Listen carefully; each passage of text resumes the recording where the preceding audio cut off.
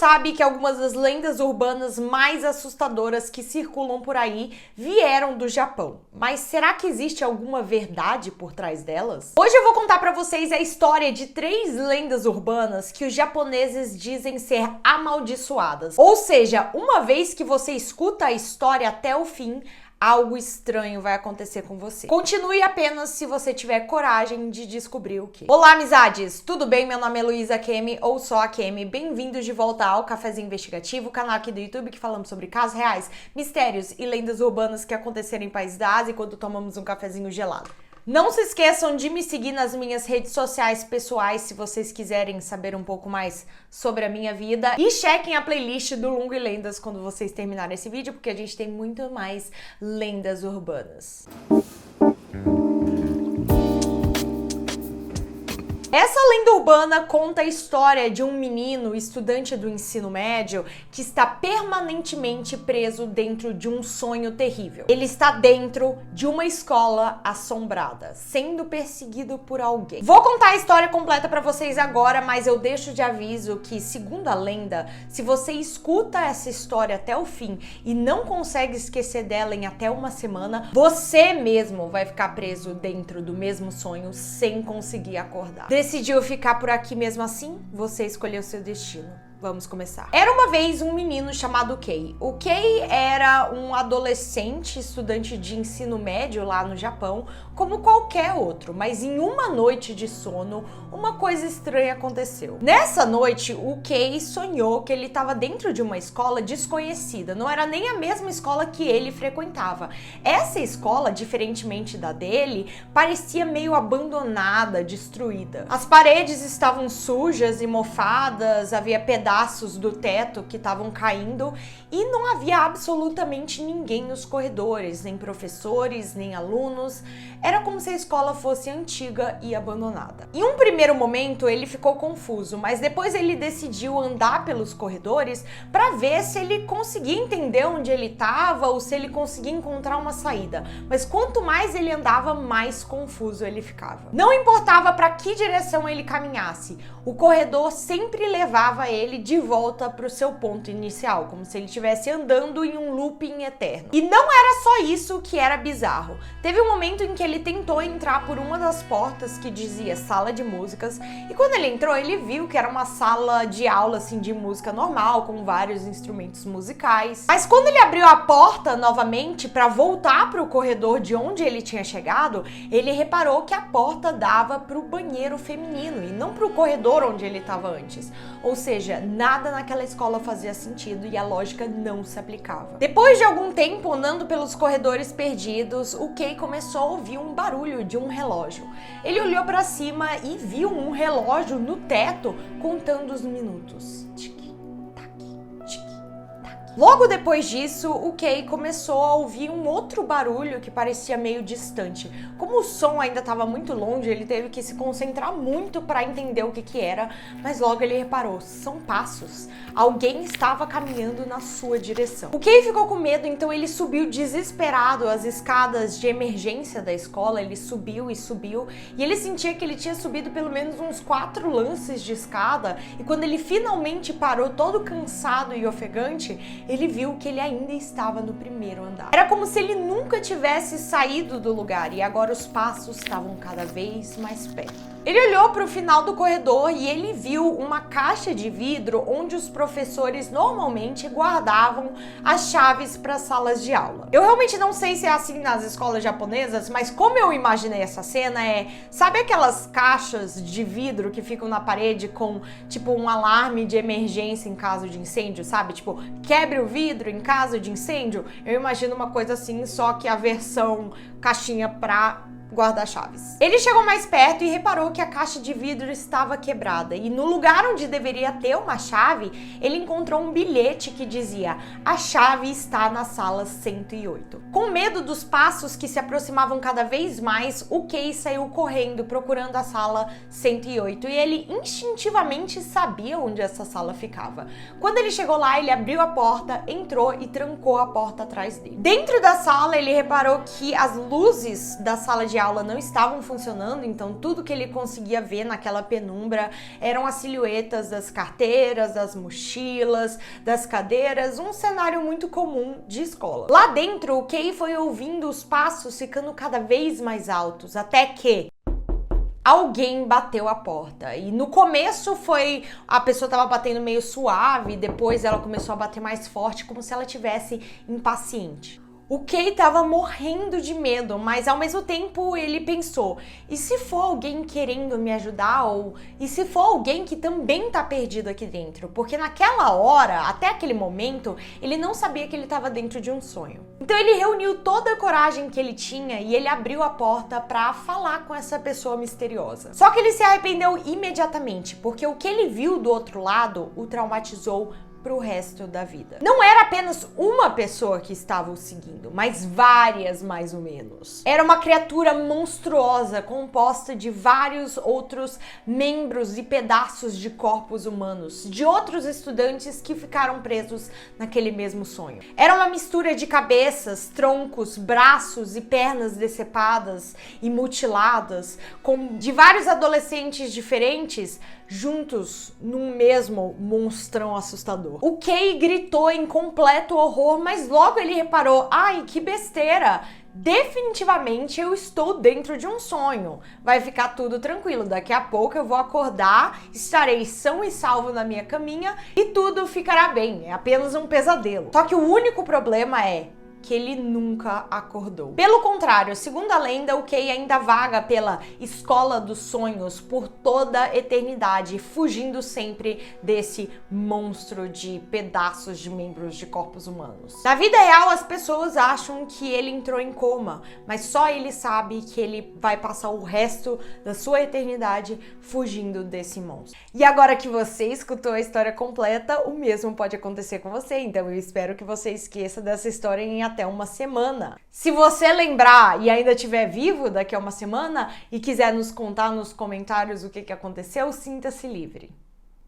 E obrigada pelos updates. Essa lenda urbana é muito curiosa, literalmente, porque ninguém sabe exatamente qual é o desfecho, a não ser que você queira descobrir por experiência própria. A lenda é o seguinte: todas as pessoas que escutarem essa história que eu vou contar pra vocês vão começar a ter sonhos estranhos. Serão 10 noites consecutivas de sonhos, necessariamente sempre serão os mesmos, na mesma ordem, e você tem que seguir algumas regras pra, entre aspas, passar de fase ou passar pro próximo sonho. Por exemplo, se você não seguir as regras e começar a ter o primeiro sonho, você vai ter o primeiro sonho pra sempre. Se você quiser passar pro próximo, você tem que seguir uma regra.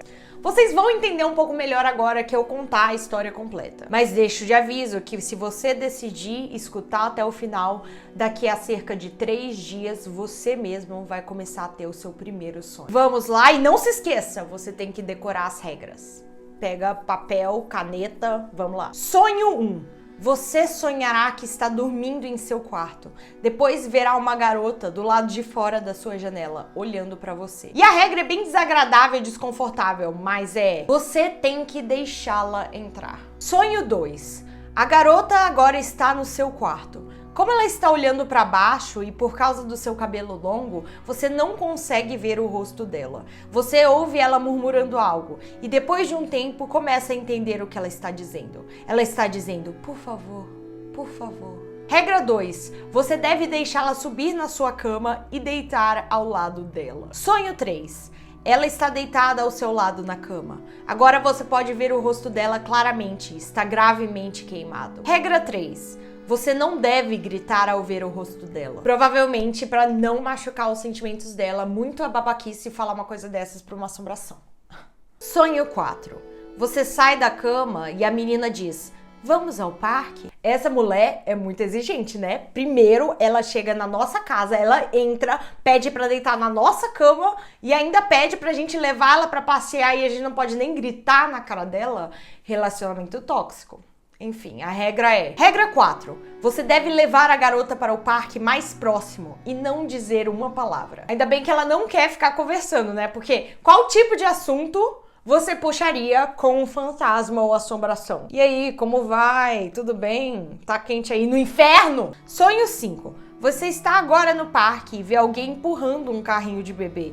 Olhando mais de perto, você vê que a mãe é uma gata e o bebê é um cachorro, ou vice-versa. Mas agora vem o plot twist do plot twist. Regra 5. Você deve matar um deles. Uma lenda urbana extremamente sádica? Me contem nos comentários quem você mataria, a mamãe gato ou o bebê cachorro. Sonho 6. Enquanto brincava com a garota no parque, você percebe um dirigível prestes a decolar. Regra 6. Você deve entrar no dirigível antes que ele parta. Sonho 7.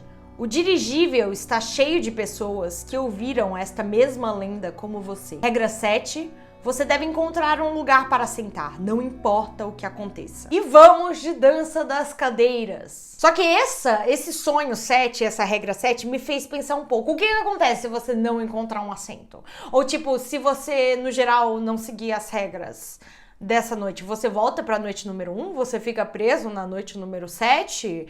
Algo terrível acontece com você? Você é jogado para fora do dirigível? Muitas perguntas sem resposta. Sonho 8. Depois de um tempo, rosas vermelhas e pretas começarão a chover sobre você. Regra 8. Você deve jogar fora todas as rosas pretas. Sonho 9. O dirigível leva você de volta ao parque. Regra 9. Você deve levar a garota pra casa e deitar na cama novamente com ela. Ela foi junto no passeio? Ela tava bem quietinha no dirigível, né? Porque a gente nem escutou falar dessa menina. Eu achava que ela tinha ficado no parque. Mas enfim, temos que levar a princesa de volta para casa. Sonho 10. Chegamos finalmente no último sonho, o 10º sonho. Só que o negócio é que o desfecho e o conteúdo desse sonho são completamente desconhecidos. Você só fica sabendo o que acontece nessa noite se você seguir todas as regras certinho das 9 noites anteriores. O que acontece enquanto você tá deitado na cama com essa menina assombração desconhecida? Será que é uma coisa boa? Será que é uma coisa ruim? Porque nunca ninguém conseguiu passar por todos os 9 sonhos e contar o que acontece. Ou pior, será que alguém conseguiu chegar no 10º sonho, mas não sobreviveu para contar a história? Muitos questionamentos. Mas agora é melhor você se preparar, porque se você chegou até aqui, daqui a 3 dias, você vai começar a ter o seu primeiro sonho, da menina que vai te encarar misteriosamente da janela do seu quarto. Ah, mas existe mais uma regra. Você precisa saber contar toda a história, todos os sonhos e todas as regras enquanto você ainda estiver acordado. Se alguém te perguntar, sonhando todos os dias que tem alguém te encarando da janela do seu quarto. Boa sorte e eu espero que você tenha anotado tudo. A lenda urbana do espelho roxo, ou Murasaki Kagami, é uma das mais populares do Japão.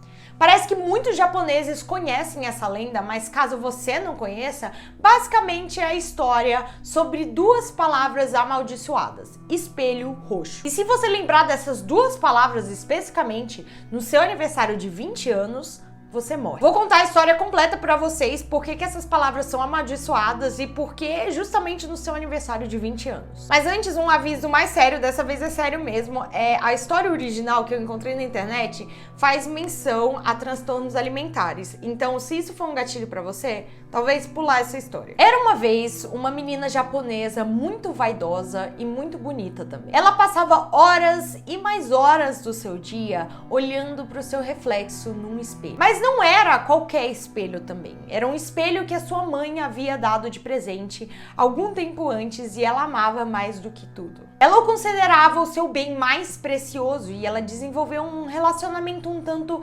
estranho e obsessivo com ele. Naquela época, a menina estava obcecada com a sua aparência física. Ela passava várias horas do seu dia analisando cada canto do seu corpo e não importa o que acontecesse, ela continuava se sentindo gorda e ela via isso como um problema para ela. Com o tempo, ela acabou desenvolvendo anorexia como resultado da sua obsessão e ela chegou a um ponto em que ela não se alimentava mais e todos os ossos do seu corpo estavam aparentes. Ela estava pálida, perdendo o cabelo e a sua saúde estava se deteriorando. Mas nada disso importava. Toda vez que ela olhava para o seu reflexo naquele seu espelho especial, ela se sentia bonita. Um dia ela decidiu que ela simplesmente amava o seu espelho demais para deixar ele assim sem graça, sem personalidade.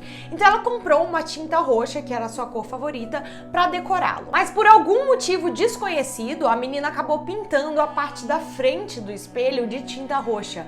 Não se sabe exatamente por que ela fez isso, talvez porque ela já tivesse com um estado físico e mental precário, já se deteriorando por causa da doença dela, pode ser que ela não estivesse pensando direito, ou talvez ela tivesse se distraído. Mas independente do motivo, agora ela não podia ver mais o seu reflexo no seu espelho especial. E todos os outros espelhos revelavam a verdade. O seu corpo frágil, com ossos sobressalentes e o seu rosto abatido. Ela tentou tirar a tinta de todas as formas, mas ela simplesmente não conseguia. E em um momento de raiva e impulsividade, ela tascou o espelho no chão, que se quebrou em dezenas de pedaços de vidrinho roxo. Ela estava triste e arrependida do que tinha feito, mas agora não tinha mais volta. A menina começou a ficar cada vez mais doente, ela ficou de cama, se recusava a levantar, se recusava a se alimentar ou beber água. Os seus pais estavam desesperados, tentaram comprar vários outros espelhos para ela,